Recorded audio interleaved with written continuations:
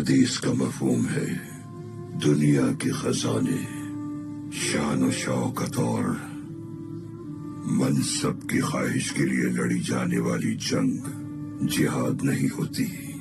اصل جہاد تو اللہ اور دین کی سربلندی کے لیے جنگ کرنا ہے۔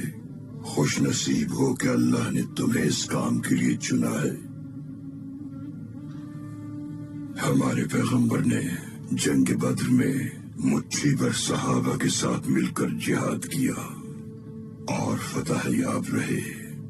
اس کے بعد غزوہ احد پیش آیا اور پھر غزوہ خندق، لیکن شہادت کا جذبہ کم نہ ہوا۔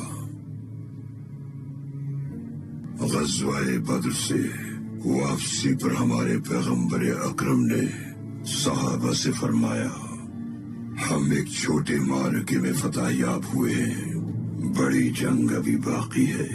صحابہ حیران ہوئے اور اس بڑی جنگ کے بارے میں سوال کیا تو ہمارے نبی نے فرمایا کہ سب سے بڑی جنگ نفس کے خلاف جہاد ہے، اور طول سردار اصل فتح دلوں کو آباد رکھنا ہے، تکبر، غرور اور لالچ سے پاک ہو جانا ہے۔